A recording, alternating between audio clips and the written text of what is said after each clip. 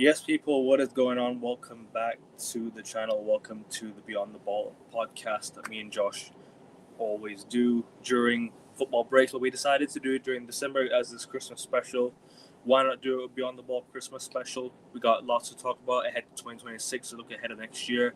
Got to talk about the Premier League, the Champions League, just talk football in general. We might play some quizzes. We shall see. Just trying to entertain you guys and whatnot. But Josh, welcome back, bro. And make sure you guys subscribe to his channel. I'll put the link in the description of the video.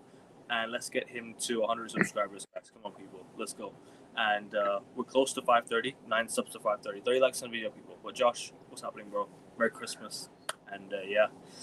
Thank you very much, Akavin. I've been a bit of a pain in the arse in regards to this channel because I haven't been available for the last 3 days. Yeah, listen, it's all family stuff. You know how it is.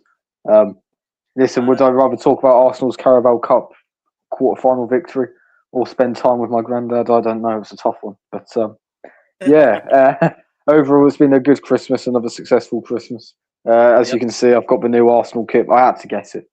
Well, Father Christmas had to get it for me, you know. So, yeah, basically in high hopes, in high spirits. From a footballing perspective, Arsenal, their last game before... Well, I mean, their last 2 games. Since I last appeared on the channel, we've beaten Everton to stay top at Christmas. And we've got past Crystal Palace and we faced Chelsea in the Carabao Cup semi-finals. First leg being played on my birthday. It would be very typical if we ruined my 21st birthday. But hopefully that doesn't happen. Hopefully we get to the final and obviously win it. But we'll be discussing that in this show because we're going to talk about how we believe football will pan out in 2026. And in a few months' time, particularly at the end of the season, we'll look back on this particular video and see what we got right and what we got wrong. 100%. 100%. But guys, like I said, subscribe to Josh's channel. I'll put the link in the description and obviously subscribe here. Let's get to 530 before the end of the year, guys. We're 9 subs away. Come on, 9 subs to 530. Let's get there, people. Let's go. Let's get there soon. But obviously, let's start off with the Premier League, if you want to, because I think that's the main topic. Because obviously, you and I both support Premier League clubs. And we will be doing a Prem show right after this, guys. So off the bat of this show, Josh and I will be going live at the Prem show straight after this. So make sure you guys tune into that one if you will, and obviously FPL and everything like that. But Josh, talking about Premier League, man, obviously Premier League's been a weird season so far, isn't it? It's obviously been like a lot of weird teams that you don't expect to see in the top half of the table. Sunderland doing well, Palace doing decent, Villa on a 10-game win streak. So much has gone on, this season that I just think, wow, like so much we can talk about, so much we can actually dive into. But talk to me, man, about Premier League this season so far. How have you felt about the season? And well, and your 13 accounts. Big up Lumen every time. First of all, from an Arsenal perspective, obviously top of the league at Christmas time. You're going to be happy with that. We should be more than 2 points clear. I've discussed that in great detail, not only on this amazing channel, but on mine as well. So check both channels out and subscribe to both if you haven't already. Yeah, as an Arsenal fan, Premier League, top of the league, you can't complain too much. Although the Blue Shark is circling in Manchester City. And we know that they're going to be right up there by the end of the season, probably first. You've also got amazing stories with Aston Villa. They had a really, really bad start to the season, if you remember correctly. I think they went about 500 minutes without scoring a single goal. Yeah, exactly. They didn't score a goal for like 3-4 games, bro. That's how crazy. More than that, I think. More than that. Yeah, it was absolutely insane. And now they're on a 10-game winning run. They're 3 points off the top at Christmas. And they're marching high in the Europa League. Calling for Unai's head. They were calling for him to get sacked. Remember, people were saying Unai should get sacked, but he was in the Europa League. Like, he's going to win Aston Villa the Europa League. He is going to win Aston Villa the Europa League. That is one of our 2026 predictions, which I don't think we'll have much debate on. But anyway, you've also got the likes of Wolves, who are on track to become the worst team in Premier League history. But even then, they've had games where it should have easily gone their way. You look at the Arsenal game, 2 own goals bails the league leaders out. Tottenham Hotspur needed a last-minute equaliser against them. Brighton needed a last 10 minutes equaliser against them. So even though Wolves are on an absolutely terrible run of form, they have shown that they can easily get points out of games. and it wouldn't surprise me if they do start picking up points after this winter period. Yeah. At the end of the day, anyone can take points off anyone in this league, and that's why we love football so much. 100%. And this is why. Sorry, no, it's okay. No, and this is why the Premier League has been built up as the greatest league in the world. Certainly the most expensive, but certainly the richest. Whether it's the best, I think that's well up for debate. But yeah, you see the likes of even Burnley. They were on a 7-game losing run, but their losses are always by the fine margins.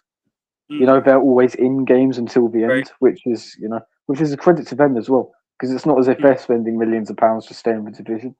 No. Nottingham Forest, who were doing so well last year, are right deep in the relegation battle now.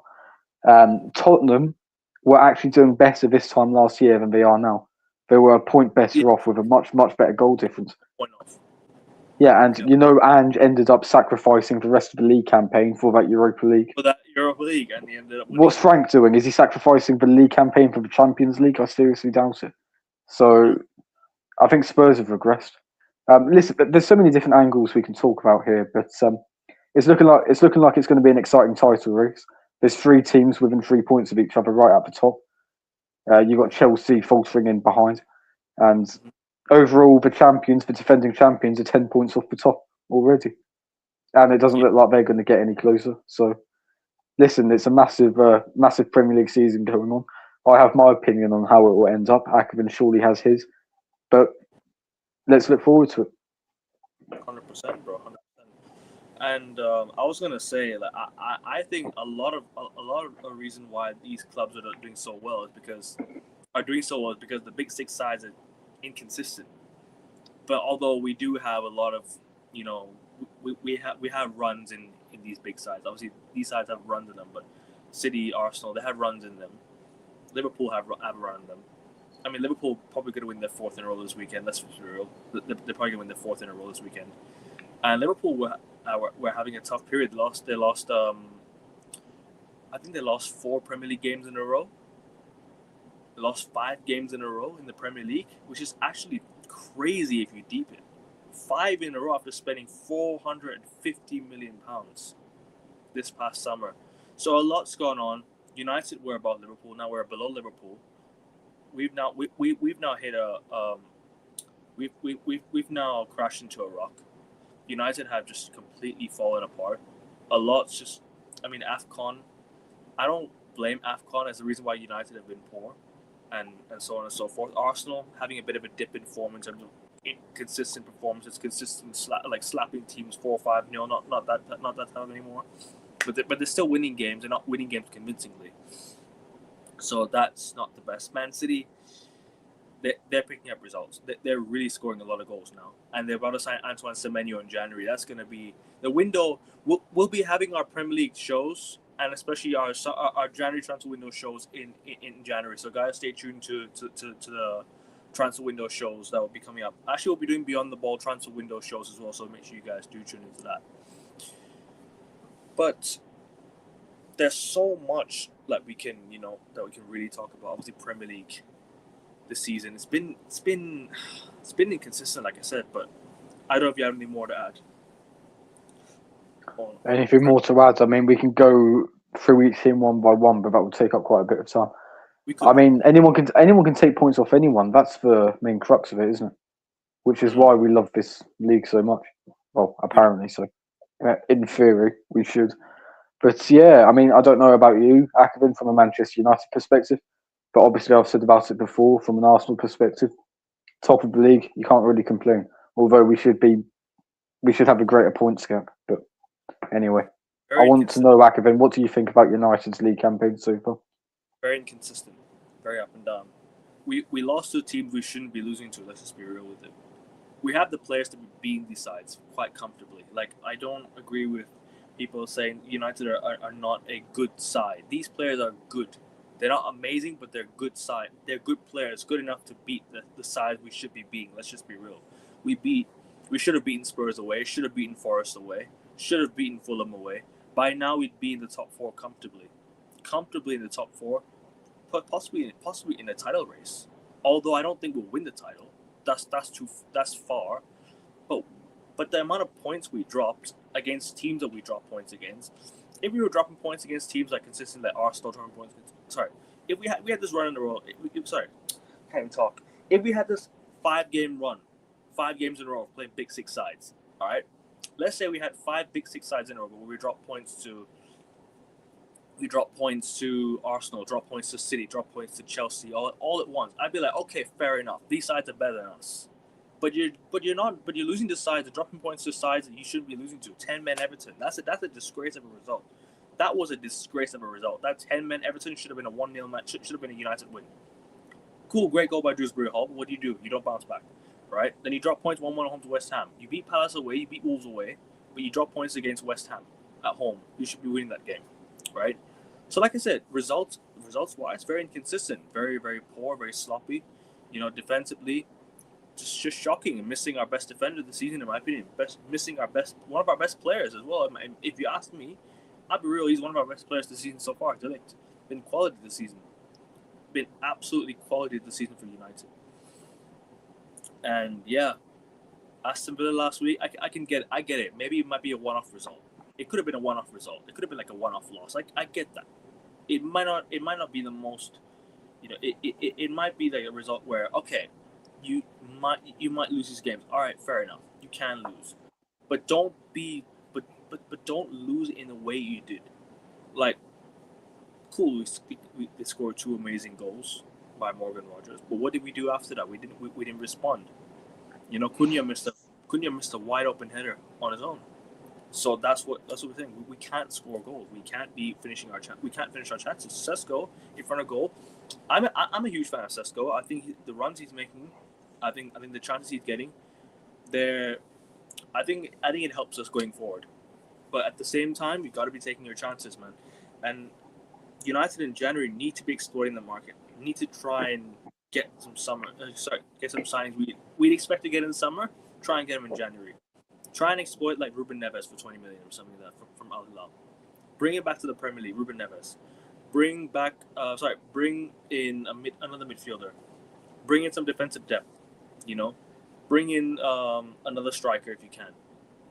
And like I said, hopefully in due time we get our players back for the Manchester derby in January. That's the best we can do now.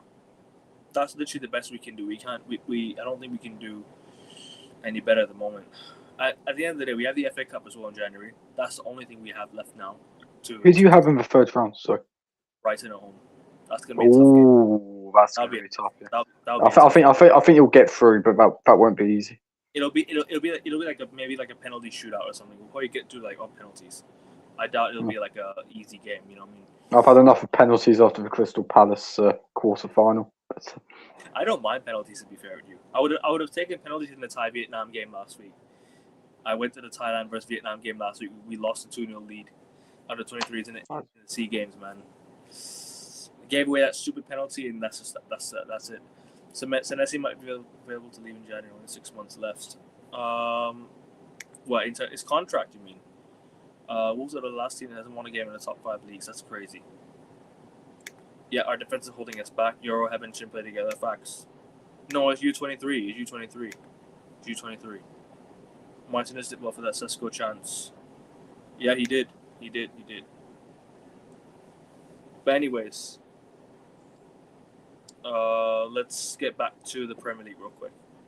Any more thoughts on Arsenal or any of the teams you want to talk about? Well, I mean, from an Arsenal perspective, Gyökeres isn't scoring anywhere near enough goals that we need him to, which I think is mainly down to the system that we play. I think Arteta has a really poor track record for centre forwards, as you know. Goal scoring forwards such as Lacazette or Aubameyang, Gyökeres now. He never gets the best out of them. Never ever gets the best out of them. You see in comparison the likes of Jesus and Havertz, and maybe even Nketiah to an extent. Forget that. Jesus and Havertz. Yeah. Those are the type of strikers that he prefers playing up front. He doesn't like all-out number 9s, like your Nketiahs, your Lacazettes, your Aubameyangs, or your Gyökereses, which is why I think Gyökeres is struggling so much. On the other hand, because Kai Havertz has been injured all season, and we have spent about £60 million on Gyökeres, Arteta is going to want to play him. Because at the end of the day, you don't want £60 million rotting on the bench. I feel like we are getting really sloppy now. At the end of the day, when you're playing margins football and when you place so much emphasis on defending and clean sheets, it's natural you're going to start losing concentration.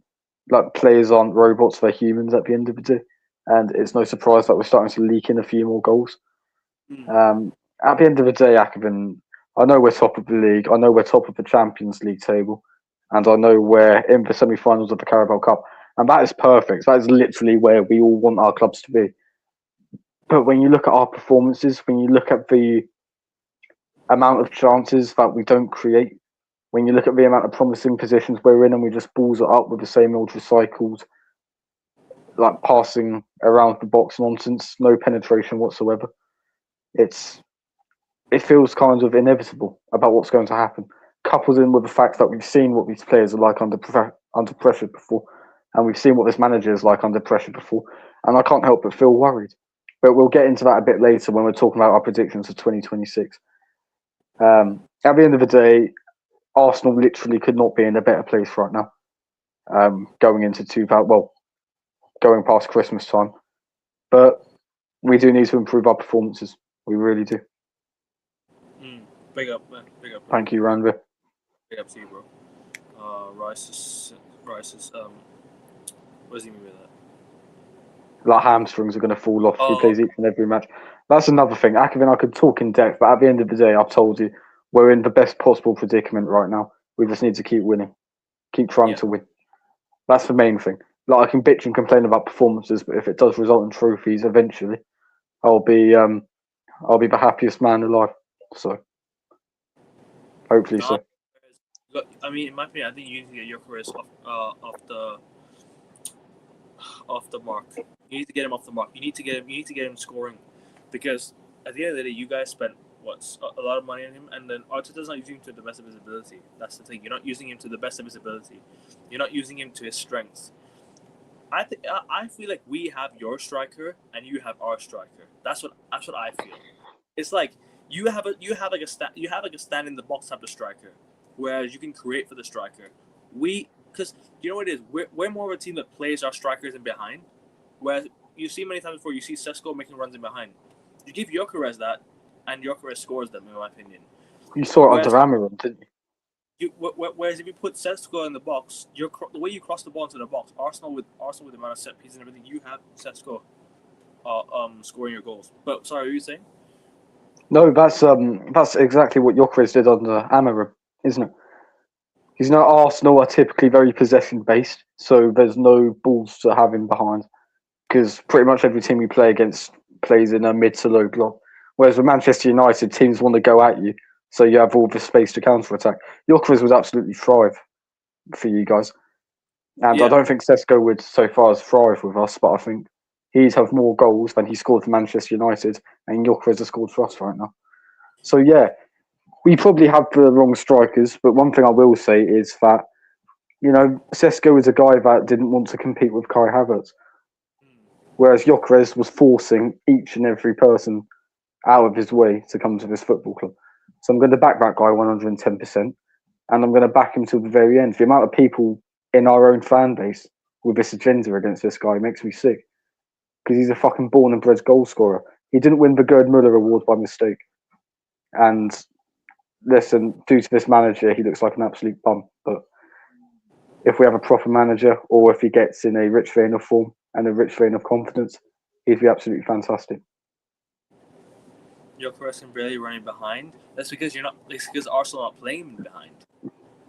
What Arsenal are not even playing him behind. You see how many times the Arsenal don't even play the ball to him. He's hardly even getting a touch of the ball. You need to give Gyökeres a touch of the ball. He's created his own goals as well, by the way. Gyökeres. He's actually created some of his own goals as well. So listen, that's just what it is. Worrying for Sweden, the two hot shots. Isak and Gyökeres are on form. They aren't winning the World Cup playoff. Gyökeres has been far the better season than Isak. We're both need to start firing. I think if you're going on to that subject, then you've got to look at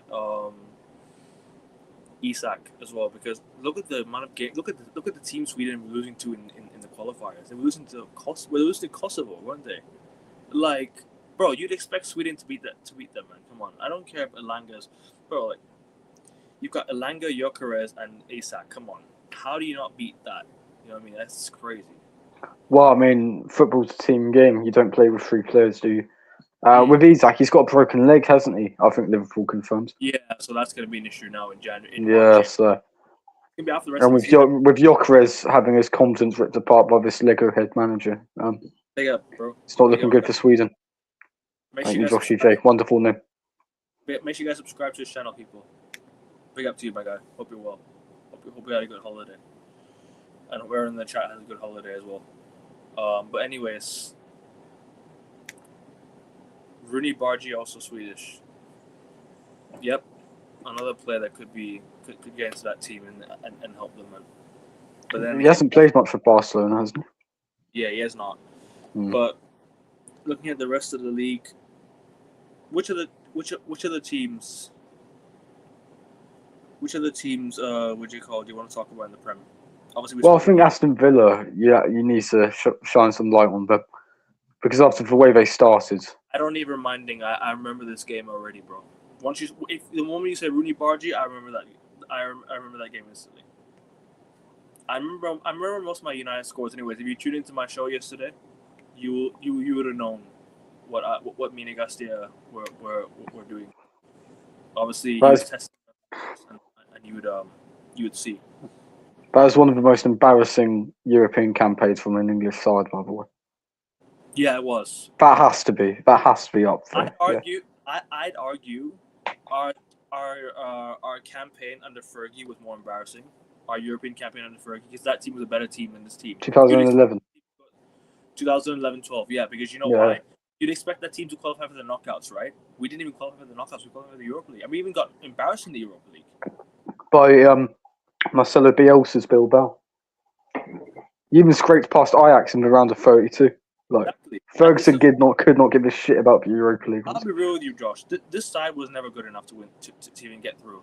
I'll be real. This side was never. But that's the thing. You still expected that Manchester United side in 23-24 to beat Copenhagen and Galatasaray to finish in second place. We all knew Bayern would win the group. But I don't understand this at all one bit. Yesterday you talked about more scorelines that you was on the losing side than the winning side. What do you mean? I don't understand this comment at all one bit. Oh no, he's taking the piss because you remember the scorelines from Man United defeats a lot. I think that's what he's getting at. I remember all. Randy, you're a gambler, by the way. So I remember more wins than losses. Let me tell you. I actually remember equal. I remember equal. Let me just say that. Equally, I remember all of it. To think Iraola was there in 11-12 is also mad. But sorry, bro, continue. Me get off there. No. I like talking about old schools. It's quite fun. I understand why that's more embarrassing, but at the end of the day, you still I mean, technically, you still progress. I mean, it wasn't through the top two and into the competition you wanted, but you did. I mean, finishing behind Copenhagen and Galatasaray, on the other hand, is absolutely disgraceful. And the fact, I remember watching that Bayern match at Old Trafford, game week 6. And the fact that you guys literally did absolutely fuck all in that entire game, that there was no sense of urgency or anything, was absolutely insane. You needed to win that game to at least get in the Europa League, and you didn't even bother. We didn't win the. You still ended up winning an FA Cup that year. So. Sorry, which game were you saying about? The Bayern Munich game, match week 6. Oh yeah, Champions League. Yeah, I know what you're talking about. Yeah, I know what you're talking about. No. Yeah, we could have won that, and if we would have got to the Europa League, I'd have been like, all right, fair enough, go win that Europa League now. Because I think that team could have gotten at least far in the Europa League, not win it, but I think would have gotten at least far. Because Ten Hag. Well, yeah. No, Ten sorry. Hag. No, that's fine. I was saying Ten Hag was shit. No, I'm just saying, if your team last season could get to the Europa League final, with the run that you did have, because that was very Europa League quality, it wasn't like Spurs on the other side. You could have easily won the competition 2 seasons ago. Oh yeah, bro. We had Juventus who weren't even that good that season in the semis. We'd have beaten them in my opinion. If we had gotten past Sevilla, I think we'd have won that Europa League. I don't think Juventus would have beaten us. I think Juventus were shit that season. We could have beaten Juventus. You know what I mean?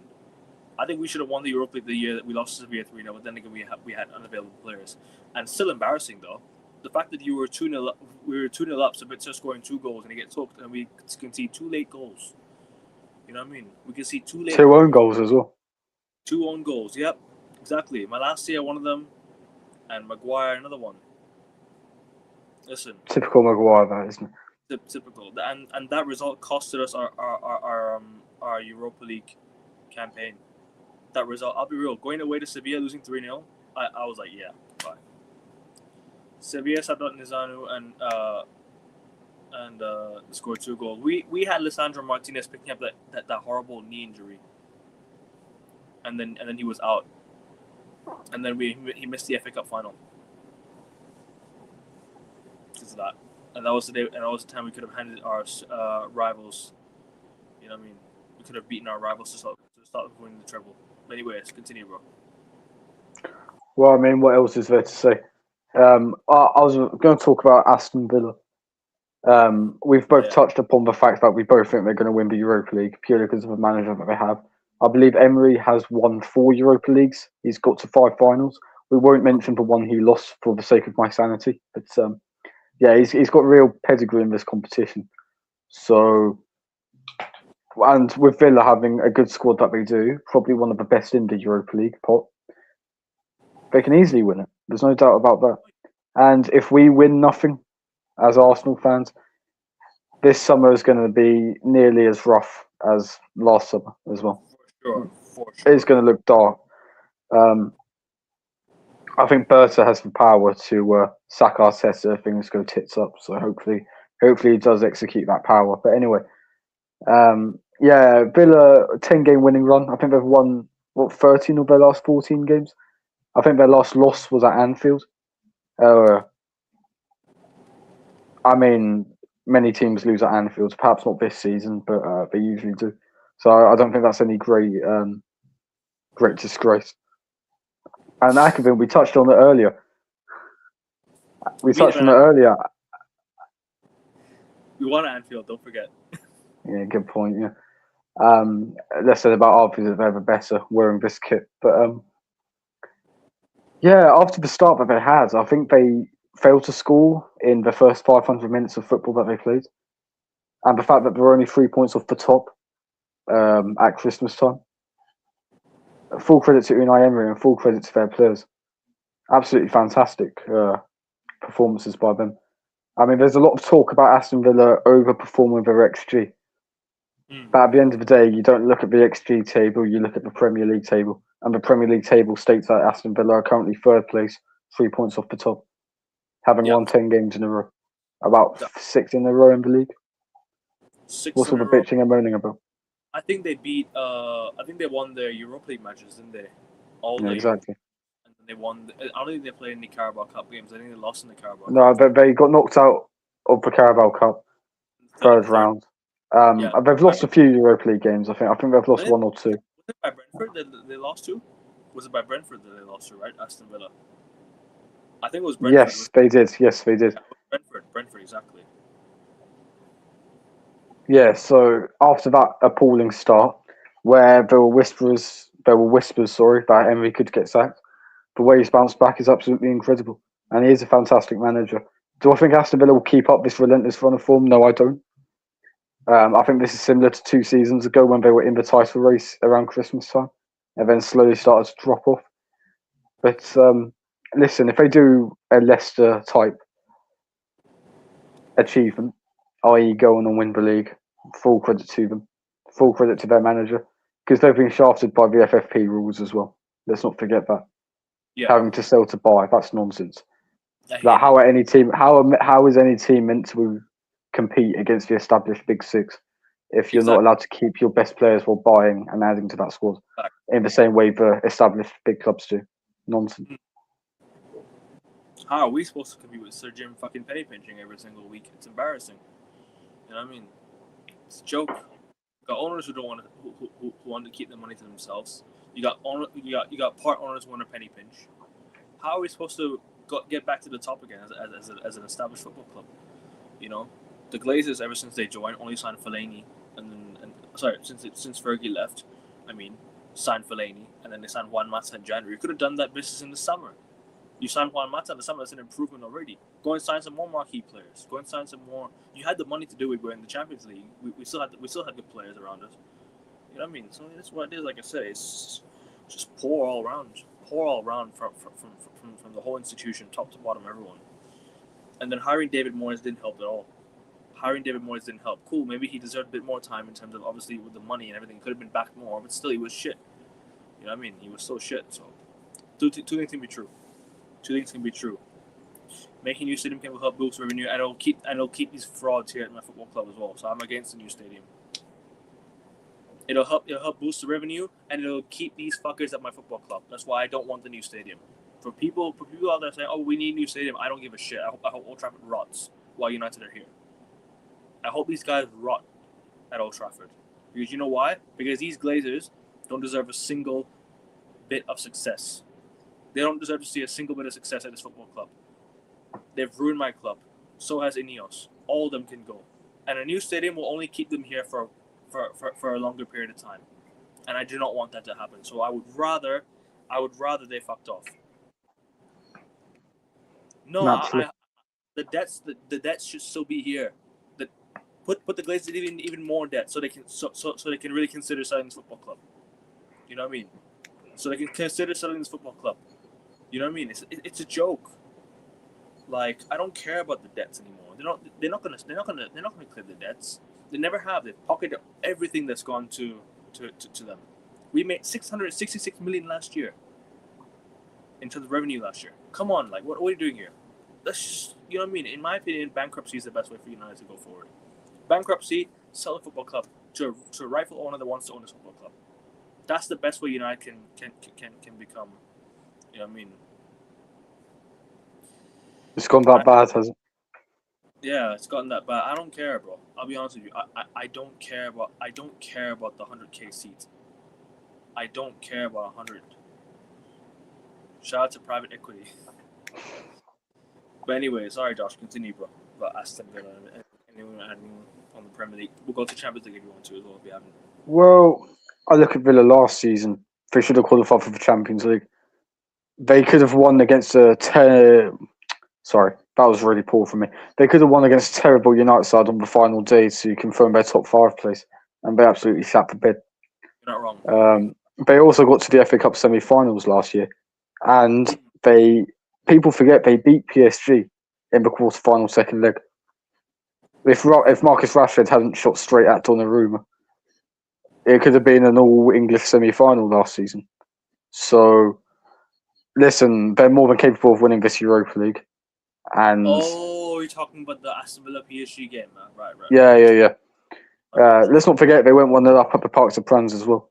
So they're well equipped to win this Europa League. Yeah, well equipped to win this Europa League. And listen, Aston Villa, they're a massive club. Look, they got a European Cup for Christ's sake. I believe it was 1982. Someone in chat may correct me if I'm wrong, but I think it was then. They're a massive club. They've got more league titles than the likes of Chelsea. So, and that is despite not winning the league for over 40 years. Yep. I think it's been 44 years since they last won the English top flight. Been 30 years so, Sorry? It's been 30 years since they last won a trophy. Yeah. Beating United, I think, if I'm not wrong. I don't remember which year it was. I don't know. I think it was 1995. 1992, League Cup. I think. 1992. Yeah, it might have been. The chat may know, but yeah, they're a massive club. They've been dormant for too many years, and their English European heritage. 1996, beating. They beat Leeds United. Leeds, fair enough. The last major trophy was a League Cup. Yeah, of course. So I might have been thinking of Everton when I said 95. Maybe Everton. Yeah, but yeah, Aston Villa, they can easily win this Europa League and they can get far in the FA Cup like they did last year as well. I think they shat the bed against Crystal Palace. I think they lost about 3-0. But yes, I know SK. Yep. Well, if we're talking about Arsenal as a football club, we've actually won 2. Yeah. You know, so I mean, if you disagree, I'm afraid you're sexist. But anyway, yeah, I mean, I don't know what other clubs we want to talk about. We've got about 12 minutes until the Premier League show, so tune into that. Anyone watching? I can delay that. Don't worry about it. Are you sure? I guess I. Well, I mean, to be honest, I mean, I guess we talk about our 2026 predictions now. Who wins the Premier League? Champions League for a little bit. Yeah. Gotta talk about Champions League as well. Obviously we do Champions League shows as well, so we gotta do that one. I mean, it's been a crazy Champions League so far. Real Madrid not doing so well in the Champions League. Like it's not the results you expect. They went to Anfield and lost to a poor, in very bad form Liverpool side, and they dropped points to what was it in the Champions League. I couldn't remember where they dropped points to. After that, Who's this? Real Madrid. After Liverpool. No, they lost to Man City, didn't they? Lost to Man City 2-1, yeah. And then that was the last time they lost. Yeah, it's just poor all around from Madrid, man. Really poor all from Madrid. But Barca picking up. Arsenal pretty much in the top 8 now, almost guaranteed. That we have Inter away next, right, in the Champions League. Yeah, of course. So that'll be tough. And then you have Kairat Almaty. Yeah, you should be winning those. In my opinion, I think you'll win those 2 games. I think you'll beat Inter or draw against Inter. You'll beat Kairat Almaty like quite comfortably. I mean, who knows, Akavin? Who knows? We should be finishing top. Although I hope it's not a repeat of what happened last season, where the team that finished top ended up losing in the round of 16. Because we know Liverpool finished top last season, ended up losing in the round of 16 to the eventual winners, Paris Saint-Germain. So, who knows? Obviously, Barcelona haven't looked too good either. I think they got battered. They got battered by Chelsea. I think they were very lucky not to lose to Club Brugge as well, who Arsenal beat comfortably. They haven't looked too great so far. But at the end of the day, Akabin, we talk about the competition layout. At the end, there's no jeopardy with these clubs like Barcelona or Chelsea. Chelsea can draw to Galatasaray and lose to Atalanta. Barcelona can lose to Chelsea and draw to Club Brugge. Real Madrid can lose to Man City and Liverpool and scrape past Olympiacos. Because there's about, 24 places in order to get into the last 16, or at least through the playoffs. What's the point? Places confirmed, 16 automatic places. Well, not automatic, but 16 teams that are able to get to the next stage, but 24 teams with a possible chance, yes. Yeah, of course. So where's the jeopardy? Especially when you've got the likes of Kairat and Paphos in there. No offence, but they're not going to take any points off these big guns, are they? Oh, yeah. So it doesn't matter how... Look, remember Manchester City last year. Remember the eventual winners of the competition, PSG? They were absolutely woeful. And they just about scraped in through the skin of their teeth. Ended up winning the competition. So what's the point in... I don't think there's any point in discussing Barcelona's lack of consistency or Liverpool's lack of consistency or Chelsea's or Real Madrid's. Because they're going to qualify for the last 16 anyway, at least through the playoffs. So, Yeah, 100%, bro. 100%. The Champions League begins again in... They start again on... Is it Tuesday, 20th of January? That's it, yeah. So, yeah, Tuesday, 20th of January is where everything starts all over again. And then that's where, hopefully... Well, not hopefully, but a lot of teams will make signings. So things will get interesting. As the PSG last season, they signed Kvaratskhelia from Napoli, right? So then everything just got interesting for them. They started winning games that they needed to. They beat Man City as well. After, I think, what was it? They were 2-1 down, I think. And then they won 4-2. So, yeah. PSG ended up winning. Who else? I think Juventus barely scraped through as well. Barely. You know what I mean? So, like I said, a lot of teams last season were on the brink of elimination. City were on the brink of elimination. They got thumped by Real Madrid in the playoffs. So that's when they got eliminated last season. City, I think this is the earliest they've ever been eliminated in the Champions League, aside from maybe group stages. In 2012, 2013, we were singing the song to them. 6 games in Europe, you couldn't win one, because they were singing about 6-1. They beat us 6-1. And then we sang back to them 6 games in Europe, you couldn't win one. So I remember that time. Then that's when City weren't at their very best, let's be real. Although they got second in the Prem that year, and then they made the FA Cup final, but at what cost? And then they lost to Wigan. You know what I mean? Lost to Wigan. So those were the times when Man City were actually on the. They were kind of dropping, but then Pellegrini picked them up again and started winning. And yeah, this is why you're right as well, man. PSG last season's why is the best example for everyone not written off facts. PSG got better because of tactical change, but also because they made a signing, also because of a signing that really helped them going forward. And Dembele became a different type of player, like a rejuvenated Ousmane Dembele, and Ballon d'Or winning Ousmane Dembele, deservedly so as well. Ousmane Dembele, deservedly so. Naturally, yeah. But that's the Champions League. Anything more you want to add before we move on to predictions and just quick well, visit? This is a prediction, but you mentioned Ousmane Dembele, who is the 2025 Ballon d'Or winner. Who do you think is going to win it next year? Which I guess will tie into who do you think is going to win the Champions League, or at least get very far in the Champions League and win their domestic league and whatnot. As in, like, depending on how far they get in the Champions League, you mean? Like, depending on how far. Well, of course, if you're going to win the Ballon d'Or, you're going to need to at least reach the semi-finals of the Champions League and win. Yeah. So, who do you reckon is going to win it next year? This is where we'll get to predictions. Well, but let's do predictions as well for other leagues as well if you want to. World Cup will play a part. Possible, actually, yeah. World Cup that's true. World Cup next year. So we'll predict World Cup as well. Early predictions. England. I won't be surprised. To be fair, I would. All right, let's do predictions. Let's do 2026 predictions. Yeah. Okay. Every big league then. How about that? So Premier League, Champions League, La Liga, Serie A, Liga, and what do you call Bundesliga? Well, Bundesliga, Bayern Munich, I believe. I think there's very little doubt there. AFCON as well. AFCON prediction. Early AFCON prediction. Why not? Okay, so Bundesliga, Bayern Munich. League in PSG. PSG, I agree. Unless Lon just go on like a crazy run, which I highly doubt they will. But Lon's other than PSG, I think it's like other than Lon's, obviously PSG. PSG. Yeah, of course. PSG. Italian league. Serie A. I'm gonna back AC. I'm gonna back AC Milan. Back AC Milan. I'm gonna back the Rossoneri. Let me check the Serie A table real quick. Milan. I might go with them. 1 point below Inter, so in second, 32-31, and then Napoli are right there. You know what? I'm going to back Roma. Fuck it.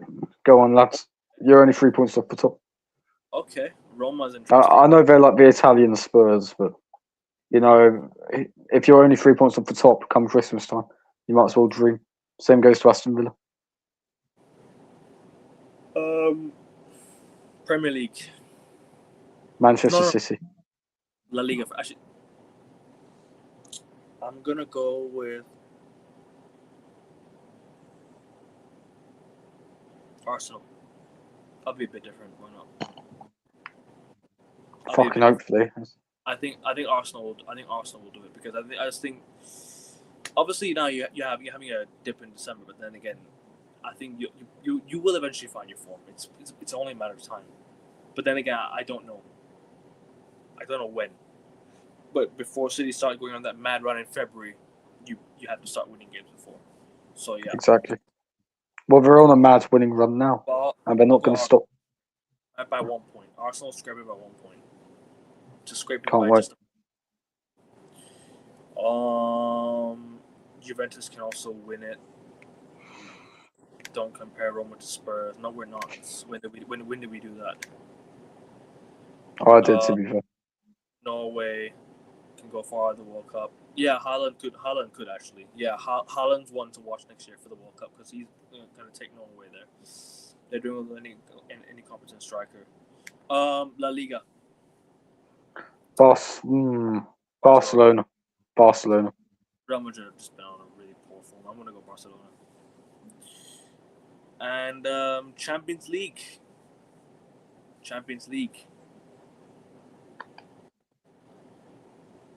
Bayern Munich for me. I did my predictions on the All Out Sports podcast, but I'm going to do it again here. Bayern Munich to win Champions League. It'll be a Bayern PSG final. It'll be a Bayern PSG final. I have a feeling. What, a repeat of 2020? You know what? Big up Adam Partridge. I reckon. What's up, bro? What's up, bro? You know what? Don't kill me, Akivin. Go on. I'm going to go with Liverpool as the dark horses. You're saying Liverpool win the Champions League? Yeah. Okay. Let's not forget they were a penalty shootout away from knocking out the eventual European champions. True. There's no doubt that they could have got past Aston Villa and Arsenal en route to Inter Milan in the final. And if Inter Milan played like they ended up playing against PSG, Liverpool would have won that out of canter as well. So I don't think it's beyond the realms of possibility. I know they're poor in the league, but they were poor in the league in 2005 and 1981. Finished fifth both times. Or they're fifth now, and they finished fifth back in 2005 and 1981. They ended up winning it. So I don't think it's a bad call at all. Arsenal Champions League, okay. I think you're crazy, monkey. I can't lie. They'll make semis, in my opinion. I don't think they'll get past it. But if we finish first, we're probably going to get knocked out in the last 16. Anyways, WSL. Testing you here. Who will win that? I'm going to go Chelsea. Chelsea win the WSL. I'll go Manchester City. Okay. Women's Champions League. Arsenal are the holders, aren't they? I think Arsenal will do it again. No.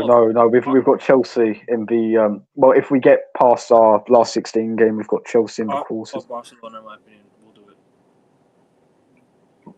I'm going to go with Chelsea to win their first in the women's game. I was thinking as well Chelsea, but I don't know. I don't know if Chelsea will do the double. That's the thing. Yeah, fair enough. No, but we've got Arsenal. If we get through our last 16 tie, we have Chelsea in the quarters. That's not ideal at all. Lyon are a good shout as well. Yeah, Lyon's a shout. Any other AFCON. What's your AFCON prediction? I was thinking Nigeria in my head, but I don't know. No, I don't think so. I was thinking Algeria, maybe. Algeria is a good shout. Algeria. Egypt, but you got Morocco as well. Morocco. Actually, no. I'm gonna go Morocco. I think Morocco. I'll go Algeria. Okay. I just think Morocco, after making the World Cup semis, I think they'll be on a high. I know it's been 4 years, but come on, still. Ride the crest of the wave, you know. You've pretty much laid a marker. You've pretty much already cemented yourself, kind of, in a way.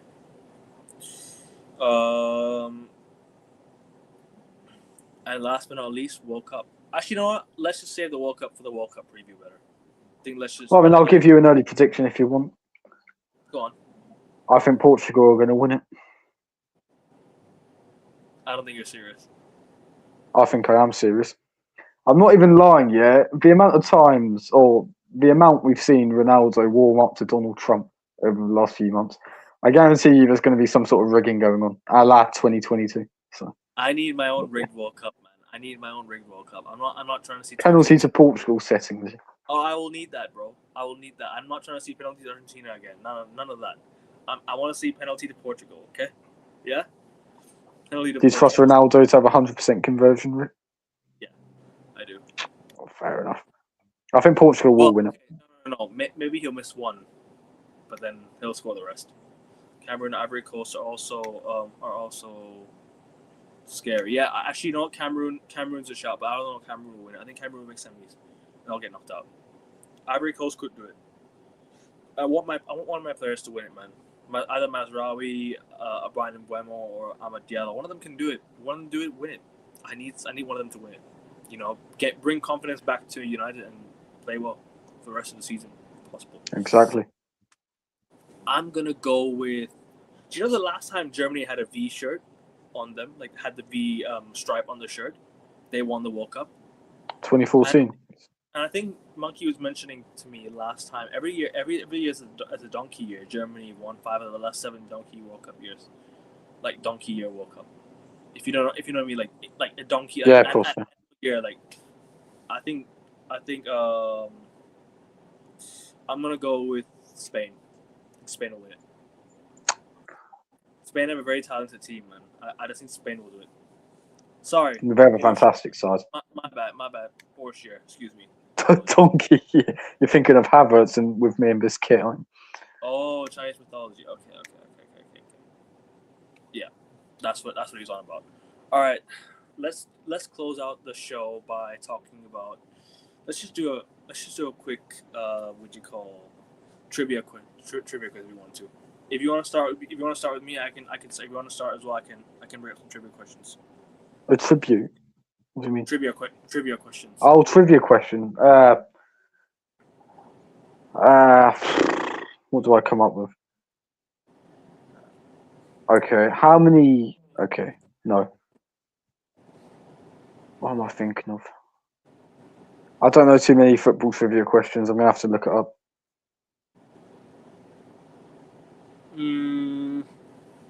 I have some here.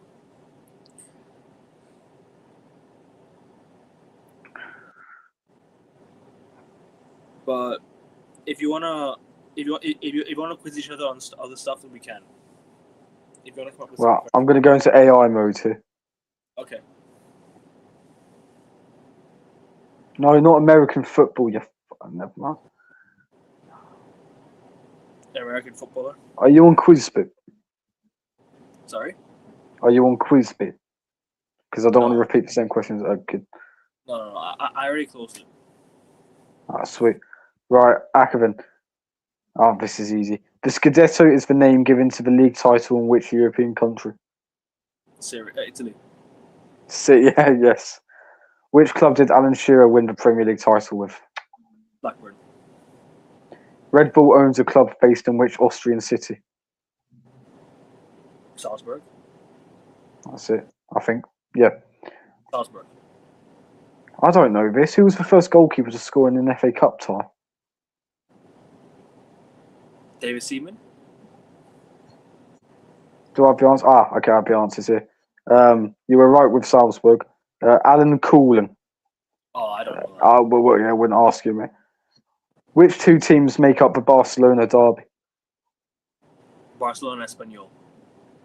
That's it, yeah. Which footballer has won the Premier League with both Leicester City and Manchester City? Riyad Mahrez. Good show. Which former FIFA World Player of the Year became president of his home country in 2018? George Weah. Number 7. George Weah, right? Yeah, it is George Weah. Nice one. Weah.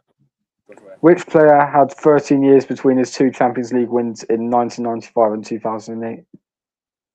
1995 and 2008. Yeah. Oh, Champions League wins. Yeah. So he won it in 2008. Oh, You'll know who with. Yeah, that's it. Nice one. I was thinking, who won the Champions League in 1995? Also, obviously Van der Sar. Who else could I have thought of? Not Schmeichel. Yeah. Schmeichel retired a long time ago. That's mad. Who was the first striker to score 100 Premier League goals for two different clubs? Oh, 100 goals for two different Premier League clubs. Yep. Alan Shearer? Bang on the money. That's all I can think of. Henry never played for two clubs. No, fair point. For Chelsea, but okay. This is a tough one. We're talking about the WSL. Okay. In what year was the Women's Football Association established in England? 2016? 1969. Oh, okay, you're about 50 years off, mate.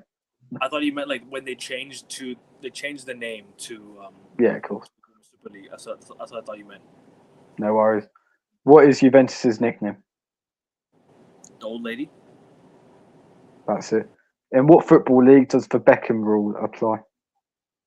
Which what? In what football league does the Beckham rule apply? Beckham rule? Yeah, the Beckham rule. Yeah. Whatever that means. Which European league or which league in football? Which league? Which MLS? Football league?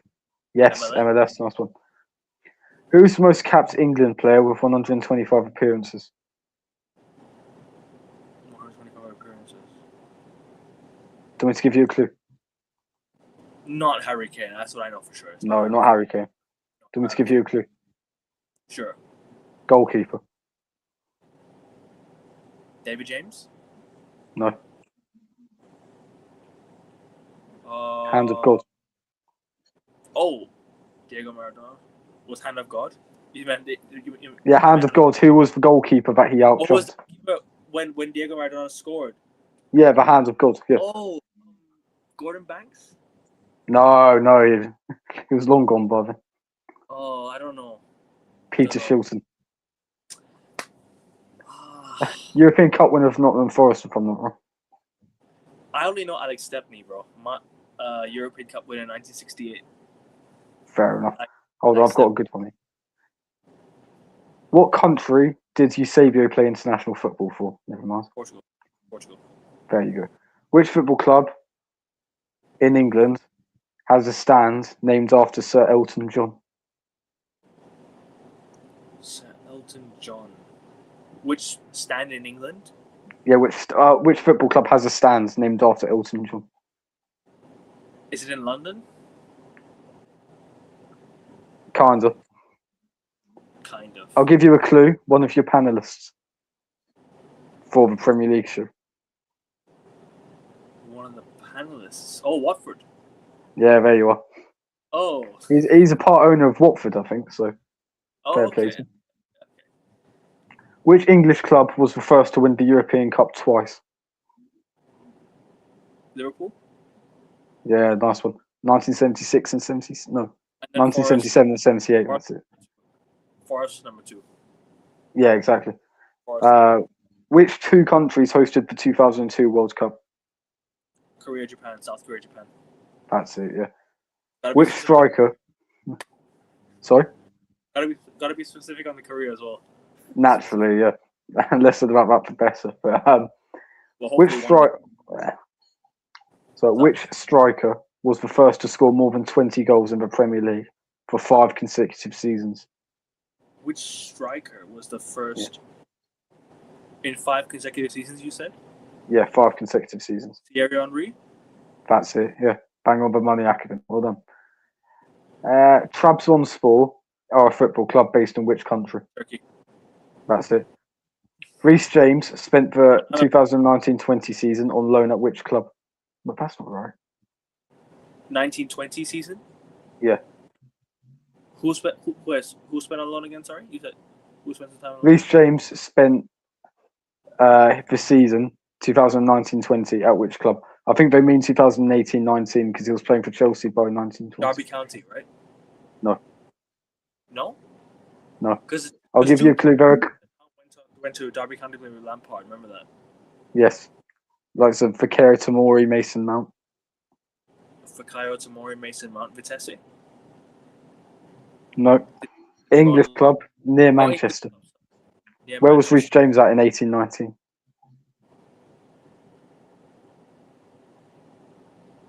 Not Huddersfield. No, not Huddersfield. No. They've won the FA Cup in the last 15 years. Wigan Athletic. That's it, yeah. Nice one. That's it? Yeah, that's it. Those are the questions. I reckon you performed really well there. I didn't do too bad. There was some that I could have got. To be fair, I think the Peter Shilton one was quite tough because obviously you're not English. You haven't been taught about the hand of God like to such an extent. So. I closed the chat, by the way, so I never saw anything. I never saw any of the comments in the chat. I closed. Yeah, of course. That's fine, mate. Don't worry about it. Football. I'll ask you some trivia questions as well. Unless you want to do Arsenal or want to do football trivia questions, let me know. I can. Arsenal. When are we doing the Prem show, by the way? In about 20 minutes. We'll start. Sorry. Fair enough. Sweet. Arsenal trivia questions. Yes, please. Okay. All right, let's go. Arsenal trivia questions. All right.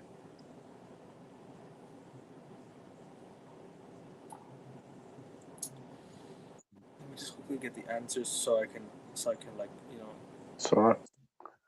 see to find the answers. How many questions did you ask me again? About 15. 15. Okay. Yeah.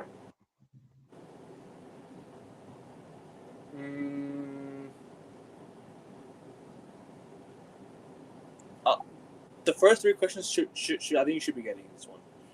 In which Right, year so was Arsenal founded? in 1886, October. It's in my headline. Well, subheading. Oh, okay, that's fair. The club known as Arsenal was founded in October 1886 after contributions from munition workers. I don't know how to say this word. Munition workers. Never mind. Which now defunct British coin did each worker give the project? Say that again. Which now defunct British coin did each worker give to the project? The shilling, I suppose. No. 6 pence. God no. 6 pence. 6 pence, yeah. 6 pence. So the options were halfpenny, 6 pence, shilling, and half crown. 6 pence was the answer. Christ. That was a lot of money back in 1886, I'd assume. From May 2003 to October 2004, Arsenal went unbeaten in the Premier League. Across how many games were they unbeaten? Easy. 49. Yep. Naturally. Summer transfer window was the prior to the start of 2011-2012 season was notable for a key departure. Who left the Emirates after 2 years of speculation about his exit? Cesc Fabregas. Yeah. Correct. Arsenal had a very harsh start to the season, having lost key players over the summer. Among them were captain Cesc Fabregas, who was sold to FC Barcelona. Which player made the new club captain for the 11-12 season? Van Persie. The less said about that, the better. Yeah. Manuel Nunez, successful keeper. Which country does he come from? Spain. Yep. Although he could have got called up for England. He was in England for how many years? 2004 to 2014. I think that was about 10 years. Oh yeah, 10 years. Yeah. By the end of October, who jumped out of the gate and was Arsenal's top goal scorer? October 2005. No, by the end of October, who jumped out of the gate and was Arsenal's top goal scorer? What, October this year? No. Of all time, I think. Well, that'd be Thierry Henry, wouldn't it? No. I don't get that question. It was Sami Nasri. Never mind. In October that year? Oh, God. Yeah, by the end of October. Yeah. Who jumped out of the gate and was Arsenal's top goal scorer? Like, who came off the bench, I think. How many goals did Thierry Henry score? Sorry, I won't count that. Don't worry. It was a question. Like, I didn't understand what you meant by October. I was like, what? My bad. What were you going to say again? Sorry, I didn't mean to cut you off. I said Thierry Henry because I think he broke the Arsenal goal scoring records in October 2005 or November. How many goals did he score? Sami Nasri? No, Thierry Henry. 228. 226. I'll give you that though. Still. Shit. No, damn it, man. I'll give you. No, I got it wrong, man. We deal with facts on AN Sports. It's close enough, bro. It's estimate. It's all good. Estimate. I'll give it to you. It's close enough. In which year did Arsene Wenger take over? 1996. Correct. Who scored a hat-trick in Arsenal's 5-0 victory against Wimbledon on opening day of the season? In 1990. Over who? Who scored a hat-trick in Arsenal's 5-1 victory against Wimbledon on the opening day of the season? Alan Smith. Correct. What's Thierry Henry's middle name? Oh, fucking hell. Jacques. It's a very English name. I'll give you a hint. It's a very English name, kind of. John. Daniel. Thierry Daniel Henry. Yeah, it doesn't sound much. It doesn't have as much aura when you include his middle name, does it? Yeah. Which Arsenal player, along with Thierry Henry, scored his 100th goal in the season 2002-2003 to help them join the executive 100-goal club at Arsenal? Dennis Bergkamp against Oxford United, FA Cup third round. Which 1996-1997 saw Arsenal face a German opposition in the UEFA Champions League first round, but who did they play? 96-97. Yeah. German team in Europe.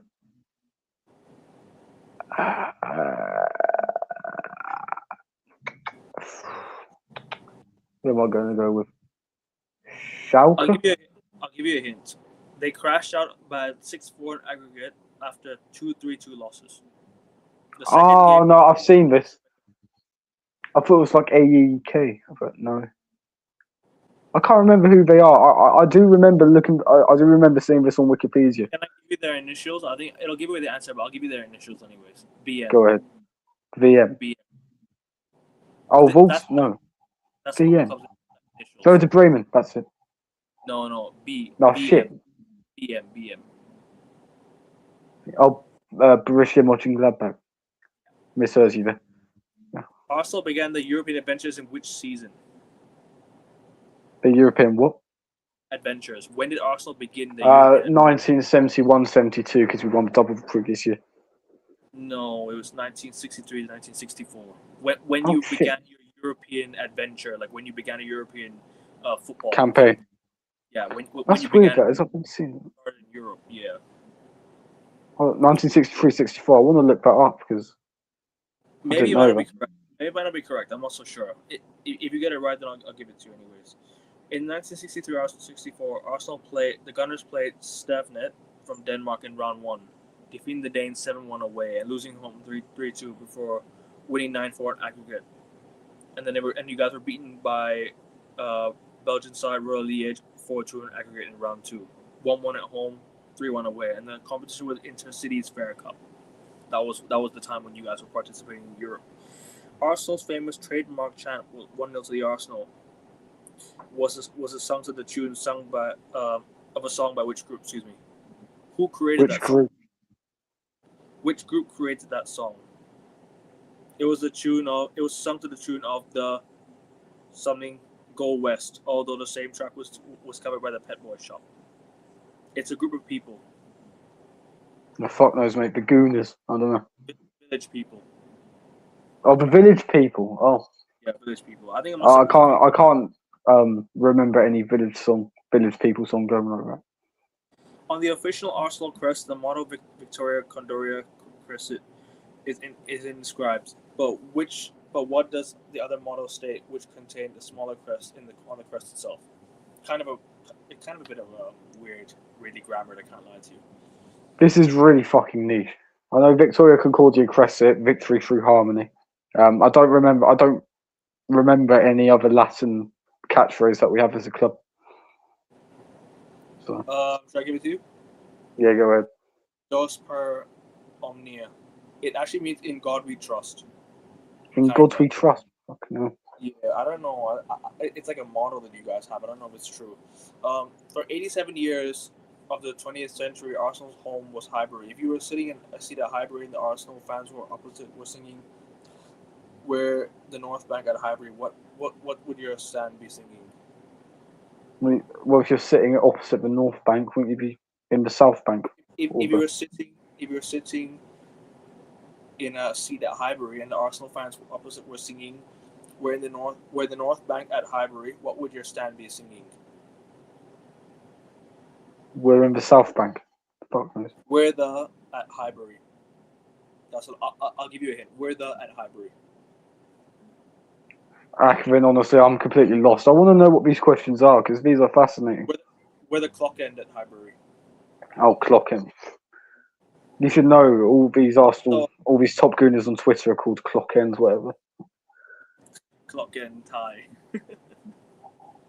Don't even. How the hell did we even qualify for being City's Fairs Cup? What did we win before? We didn't win anything. How were we given straight into the competition? That's weird, though. No idea, you know. How many questions did you ask me? 20, about 15. 15? Okay. I don't know which question I was on now. Hold on. Alright, I'll ask you 2 more. I'll get to 20 at least. When did the club become Arsenal? When were you guys called Arsenal? Arsenal were first at Dal Square in 1913. 1914. Good enough. Oh, fuck off. Come on. Seriously? That's fine. That's okay. That's accurate. We moved to Highbury in 1913. We were no longer Woolwich Arsenal or Dal Square. I'll give it to you anyways. Oh, thank you. Who was Arsenal's top goal scorer in 2001-2002? Easy. Oh, Thierry Henry. Yep. Let me just find a random question. And let's see. All right. Arsenal had a debutant sent off against Newcastle, the second straight time this has happened in the season's opening fixture. Who had to take an early bath? Javinha, Yes, correct. 2011. Yeah. Here's a question that I think you might hate. Go ahead. On 28th of August 2011, things went from Oh, bad to yeah, Manchester United 8-2. Fuck off. Dennis Bergkamp, never mind. I think you already know where he's from. He's from the Netherlands anyway. You know that already. In the Carling Cup tie against Tottenham away, Arsenal managed to beat their North London rivals. What was the score? Is this in 1988 or 87? It was a 4-1 win away at Spurs. Oh, that's September 2010. This is a really fascinating bunch of questions, Akavin. Can I ask you what website this is? Fun trivia. Arsenal questions fun trivia. Right. Cheers. Should I tell you the answer? I said September 2010. Yeah, I think so. For Nasri and Arshavin with Henry Lansbury, and then Nasri with a brace and Arshavin. What was the final score? 4-1. Yep. We ended up getting to the final and lost to fucking Birmingham. So. And last but not least, which player brought Arsenal the title in the last minute at Anfield 1989? Michael Thomas. Correct. And also, actually, no. This is actually recent. Which player scored the first Premier League goal for Arsenal at the new Emirates Stadium? Gilberto. Correct. How many trophies did you guys win under George Graham? How many major trophies did you guys win? Major trophies: 2 League Cups, an FA Cup, 2 league titles, Cup Winners' Cup, 6 trophies. Correct. Who became the first Arsenal player to score 100 goals for the club? Cliff Baston. Jimmy Brain.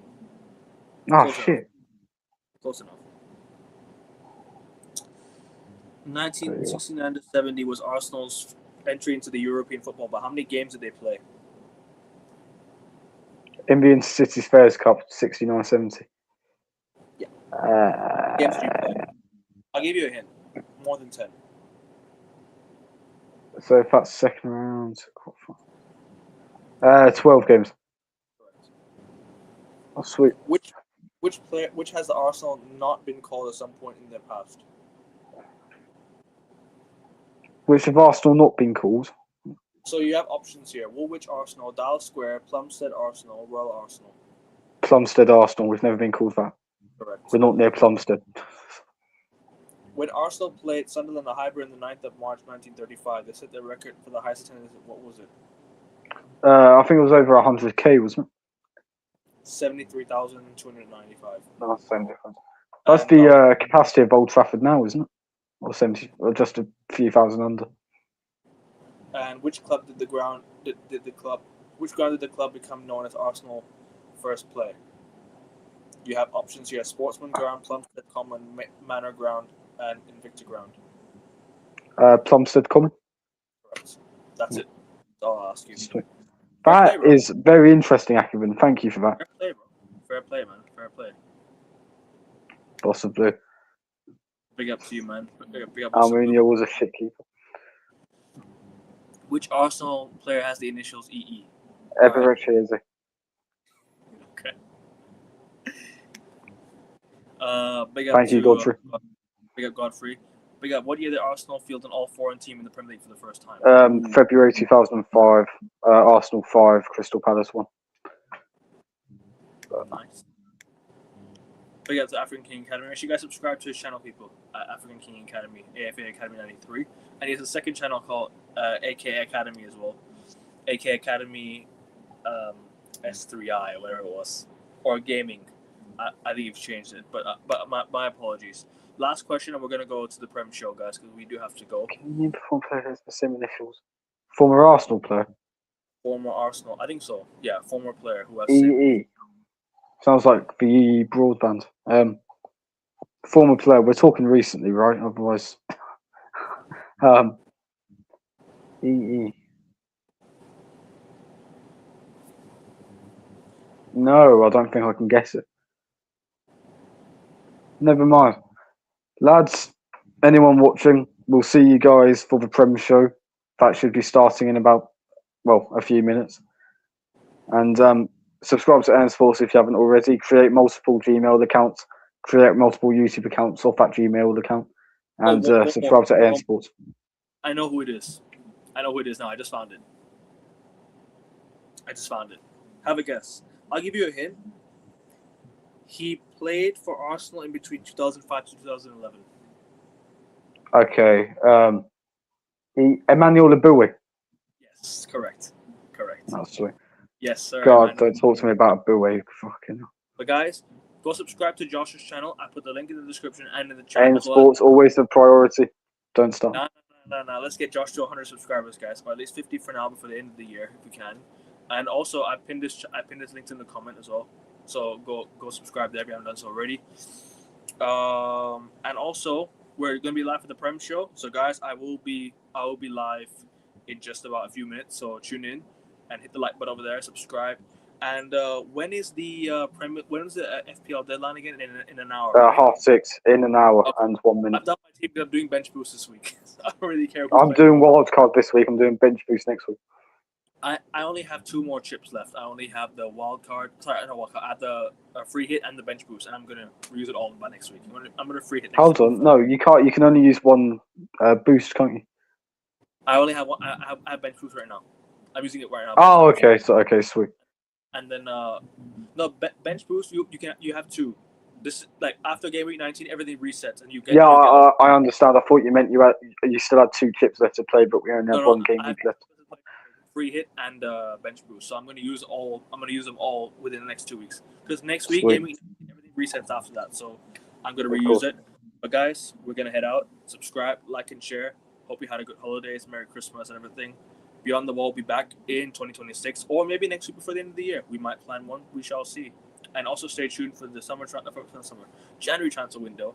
That's coming in January as well. And obviously, if you guys want to see some AFCON like predictions for the knockouts, let me know. And also, last but not least, last question: which former Arsenal player had the initials Y? Yaya Sonego. Yep, correct. Anyways, guys, bless. See you guys on the Prem show. Love. See ya.